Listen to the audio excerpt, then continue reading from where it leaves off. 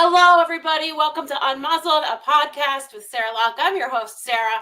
I am so excited for today's guest. If you saw the little board that I made and you see that magical creature, we're going to talk about a wildlife refuge, which just does incredible work. As I was doing my research, I'm so proud of the work they do. So we are going to have the president here, Tanya Smith, in just a bit. Before we get there, presenting sponsors, you're up. Thank you so much to our presenting sponsors. Yucca Fence is a family-owned, trusted provider of high-quality fencing solutions with over 57 years of experience. They take pride in protecting what you love the most and give back to rescues, shelters, and humane societies through their partnerships. They give you a free, no-obligation estimate and use the highest quality materials. For transparency and peace of mind, visit Yucca Fence for all your fencing needs. Canine Cruise is the place to take your pet. They offer dog and cat boarding, dog daycare, pet retail, and mindful day school. Tons of indoor space with a huge yard. Canine Cruise is your one-stop shop for professional pet care in Chicago. Kiki's Corner Natural Pet Foods in downtown Winfield, just a block south of CDH Hospital on the railroad tracks. Kiki's has all your food and health aid needs for dogs and cats. Kiki's Corner for a healthy, happy pet. Sniffing out a new vet? Bond Vet is a new breed of vet care that offers everything from primary care to walk-in urgent care visits. And right now, they've got a special treat for our listeners. You can use code UNMUZZLED to get $50 off your pet's first visit by booking at bondvet.com. That's code UNMUZZLED at BONDVET.com for $50 off.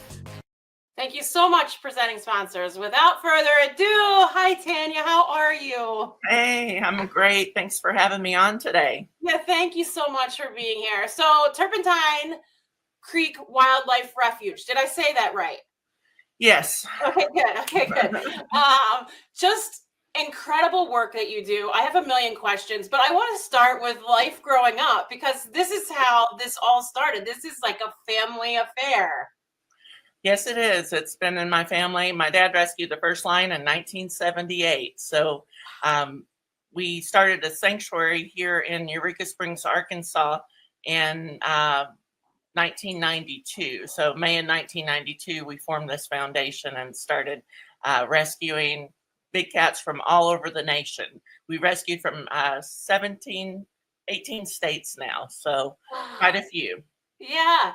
And just like, I love, number one, looking at the pictures. And I think it's one thing to see these magical big cats. And it's not just cats. You have bears, I believe, too, right? Yes, we have 7 bear, 2 big bear, one bear named Bam Bam. He's a grizzly bear. And we also have Huggy. He's a Russian brown bear. So, yeah, so that's Huggy that you're looking at right now. And he's just a beautiful big boy that he's kind of lazy. He likes to hang out by his food bowl and wait for his treats to come and his food.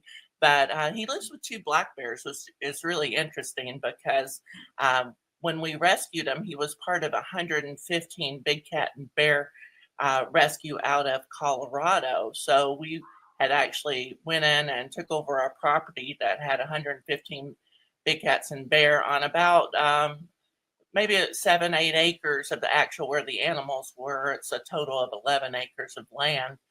And unfortunately, the gentleman that owned those animals had gotten ill and he could not care for them properly and they were in terrible conditions. So we had to step in and we were able to place those animals at 14 sanctuaries around the country.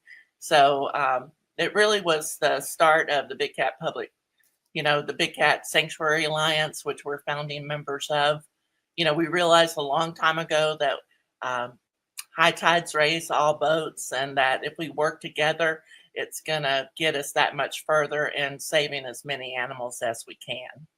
Yeah, so I guess, we should kind of go over like your mission, which is basically taking neglected and abused big cats from wherever. I mean, I think it's important to note sometimes it's somebody that might have one that had no idea what they're getting into. And then it could be the other end of the spectrum, which you just talked about, where somebody has gotten in over their head with too many. So what do you see mostly as far as the animals coming into your sanctuary, refuge? Well, Turpentine Creek, just to give everybody a little bit of background on us, we're a sanctuary that was formed to rescue abused and abandoned big cats. And we've taken a lot of bears over the years just because we feel sorry for them and we don't want to see them destroyed. But without our sanctuary, the majority of the animals would have been destroyed. So it's really important that people understand that this is a sanctuary first. And we are open to the public, so you can come and visit, but it's through the education that provides that keeps the animals living a long, long life at Turpentine Creek Wildlife Refuge. So, we've rescued over 500 animals over the 32 years, 33 years this year. So, over 500 animals we've provided lifetime rescue and lifetime homes to, providing their medical needs that they need. We have a veterinarian on staff, Dr. Kellen Sweely. She started out as an intern years ago, and we like to bring people up through the ranks. And she worked for me and married an intern, which was really special. And came to me one day and said, Tanya, we need a vet here. So I'm going to go and get my vet degree while my husband, Jarrett, takes care of our bills and stuff. He's going to go get another job. And she went through vet school, and then she came back to work for us in 2018. We had a veterinarian hospital built here in 2016. So it was pretty much perfect timing for everything to work out. So we had a vet here on site. And when you're dealing with over 100 big cats and bear, and we have rescued a lot of small exotic cats also, and that seems to be a big crisis right now in the United States, is that people are getting these designer pets like African servals, bobcats, caracals, all these Bengal cats. They do not make good pets. I just want to let everybody out there know that you're getting yourself into a real problem. We get more calls on these small cats lately. Probably through the Big Cat Sanctuary Alliance, we could get up to one a month right now, maybe more, and the animals end up escaping the home, running loose in the neighborhood, just all sorts of stories that would be really hard to believe. We just got in an African serval that was in a car wreck with another serval that was killed in St. Louis, Missouri. So we rushed there and were able to save one of the cats, which was, awesome. But, why was it in this person's car, and people got arrested for drunk driving, it just, we hear all sorts of stories at this sanctuary on how the animals came. They all have their own individual story. In the rescue world, because I'm in dog rescue mostly, but also have a foundation for animals with cancer. What I see is, a Bengal cat comes in, and we should say that's like the size of a cat, but because of the markings, it is an instant. Everybody is like, that cat is worth a lot of money. But what you do is so important, because you just saying that, line in this podcast, maybe people might think before, they rescue one of these or adopt them or pay for them, from a really expensive breeder. But education is so important to what you do. And I assume that's why you have this literal education center where you can come in and show people and tell people what you do. And the best part of it is you're a nonprofit. So when people donate to you, they can write that off on taxes. They can come and learn from you. You get the funding that you need then to help more animals. So can you just take us kind of behind the scenes about the education portion and how that came to be? Well, we realized really quick that if we weren't educating along the way, then we were kind of wasting our time. And I hate to say that, we're saving so many animals across the nation, but we realized that we're only here for a certain amount of time, and we've got to educate the future generations to be able to do the things that we do to save the animals, where we have to stop the problem. And through the Big Cat Public Safety Act, that was signed into law in 2022, the end of 2022. And now it's illegal for somebody to own a big cat in your backyard, basement, or all these other situations where we find them if they weren't pre-registered, which only about 99 people pre-registered their animals, unfortunately. So there's we have not been seeing, honestly, a lot of big cat rescue in the last year and a half. I've not actually gotten any calls on tigers unless they were from Ukraine or the Little French Key, all these other places across the world, but not really in the United States. So it's kind of gone underground, we feel like right now. But these small cats, one year we brought in 33 from Big Cat Rescue. Most of those were small cats. 6 were tigers, and then also we rescued another 5 exotic small cats just last year. So, and already 1 this year. So it's just a never-ending process of, people don't realize when they get a small cat, and this is part of the education programs that we do, is just about the animals and what they, if you want to own an animal like this, go volunteer your time at another sanctuary. If it's not a place like Turpentine Creek, then, go volunteer at your local dog and cat shelter. Really get in to know what that animal's going to have to live in if it doesn't get adopted out or sponsored out.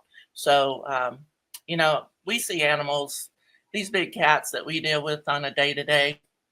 Most people don't know what it takes to take care of an animal like this. And because the laws were so lenient for so many years, just about anybody could go and buy a tiger for the price of a pedigree dog or less. $500, you could buy a big cat, at an auction. And basically they were just animals that were coming out of the cub petting industry, that they're only good till they're about 12 weeks old at the time. So by 4 months old, they're already too big to be out into the public.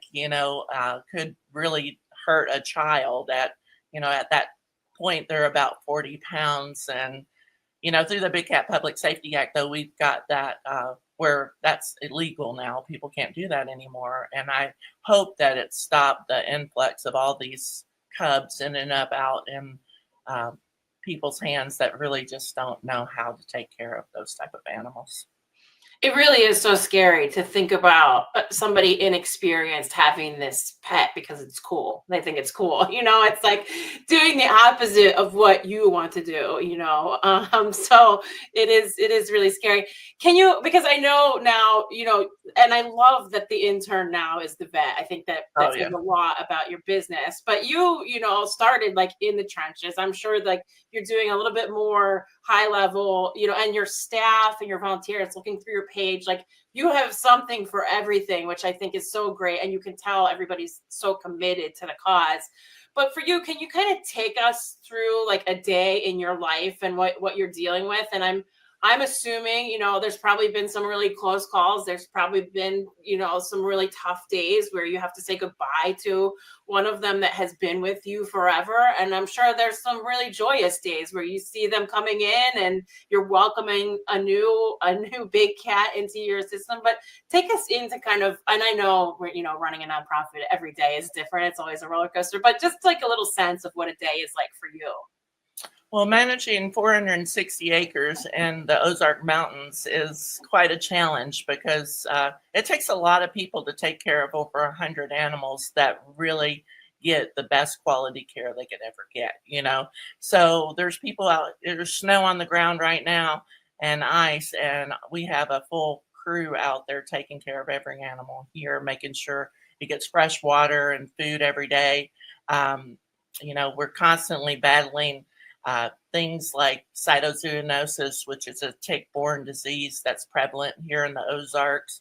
We also now are, preparing for the bird flu that's getting ready to come through. So, that's already here in the nation. So these are just some of the things that we have to deal with. But, the animals have to get the daily care that they get. We do that through our educational program, which we have started in 1997.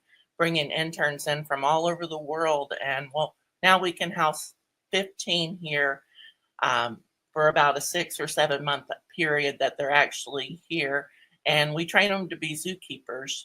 Many of them that will reapply and stay on, and they have, all through the ages of Turpentine Creek, 32 years. And since, we started the internship program, the people love it here. They love the animals that they're taking care of every day, and they love the education process. So many times they'll reapply. And if they stay here at least a year, that brings that resume from the bottom of the stack in these very few zoo jobs to the top of the stack for, as a referral process, basically, because they know that they've gotten the best education they can on how to take care of big cats if they've come here and stayed at least a year. So, that's a great incentive for any biologists, zoologists, animal care science people that are interested in even going to vet school. I mean, you got to build that resume before you get to vet school. And now that we have a vet on site, we can actually offer preceptorships for anybody that is in vet school. And we've had a couple of those go through, and we're just real proud of that education that we're providing and the reputation that Turpentine Creek Wildlife Refuge has put forth by just always being there, always moving forward in whatever the future holds in store for us. We're always at the top of our game, trying to make sure that we're doing the very best for the animal population that we've rescued. It's so great. I mean, it's just awesome. It's amazing work that you do, and trying to start at an intern level and build these people that understand these animals, because you can't just pop somebody in a big cat cage, right? There's a whole process, there's a whole psyche behind it, which is it's just incredible. So I'd be remiss if I didn't ask you about Tiger King, and how did that make what you do better because it was exposed, or was it worse because now you have these people that are glamorizing this life and kind of making it just seemed too dramatic almost, because it was made for TV. So did that help you at all because you got a little bit more exposure, or was it actually not great for you? At first I really didn't like it because it just showed the abuse to the people and really didn't tell the animal story. But, it was probably only because Tiger King that the Big Cat Public Safety Act got passed into law, because everybody was at home during COVID. It just came out. It seemed to be a perfect storm of why this was being broadcast and why it was so popular. If the people are abusing people, they're going to be abusing animals. And, through the Tiger King, it exposed all those bad guys that were out there doing the cup petting. We've rescued animals from almost every one of them now. So it's just pretty amazing that it did get the Big Cat Public Safety Act passed. In my mind, it helped push that through because people understood a little bit about the craziness behind the big cat underground world anyway. So yeah, amazing. yeah. So for people that want to help your nonprofit, I always say, obviously money is great, but is there anything else that you need, like supplies on your website or anything like that? I assume you have a monthly membership program where people can donate that way. There's so many things you can do.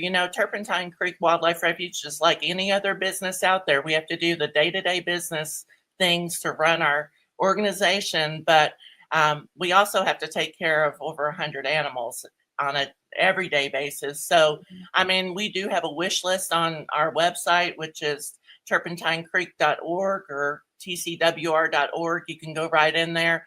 Amazon is we have a supply list there. You're welcome to go on Amazon and actually purchase any of those supplies for us.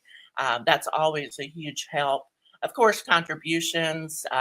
We've set up a way that you can actually put us in your will if you want, or if you just need a will. We've set up on our website where you can go in and do some sustainable work and just build your will. You don't have to donate to Turpentine Creek, but we set up a free resource for you to help us on past our lives. And, we see so many animals here. They don't live forever. A big cat might live 18 to 20 years with perfect care. In the wild, about 8 to 10 years. So, and we've had tigers live to 25 here because they're getting everything they need.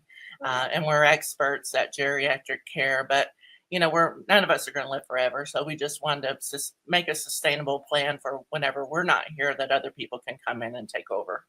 Yeah, I know. I mean, I'm about to turn 50 and, I talked about a legacy plan with our lawyer and our accountants because they're like, you need to you have built something that is so incredible that you want to make sure that when, if something would happen or when something happens, and when you're doing something that's a passion, you kind of don't think about that. You're just like, I want to save everything and fix everything and help everything I can. But yeah, that's amazing that you have that right on your website.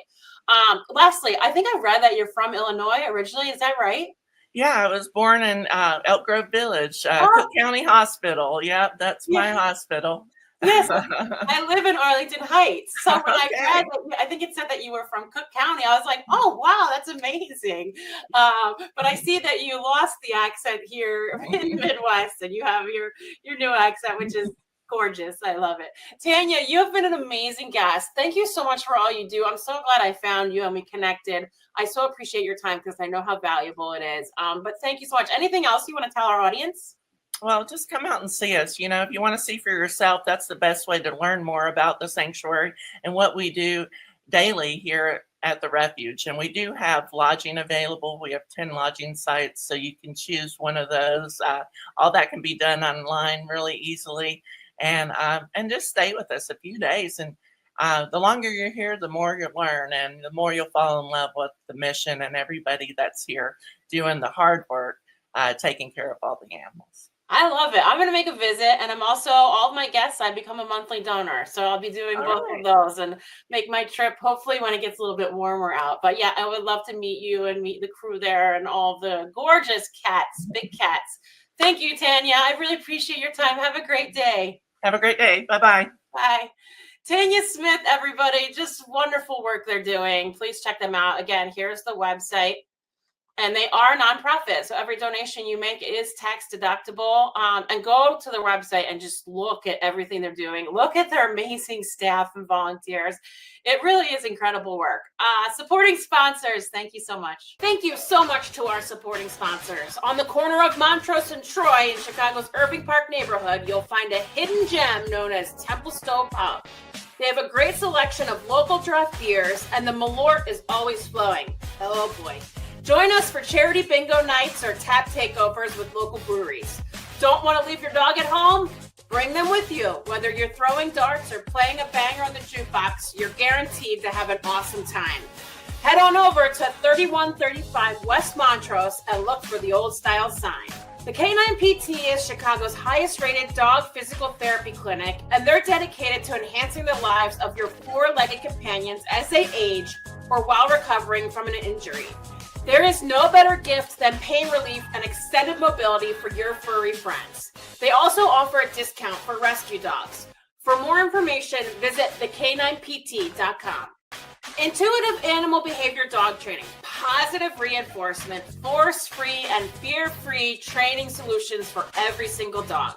Jenna offers individual training, behavioral boarding, shelter support, and positive reinforcement board and train services. Creating an environment that is happy and healthy for your pets is so important. For more information, go to her website, intuitiveanimalbehavior.com. Thank you so much to Tanya from Turpentine Wildlife Refuge. I really appreciate it. Thank you all for listening and watching. Have a great day. Bye-bye.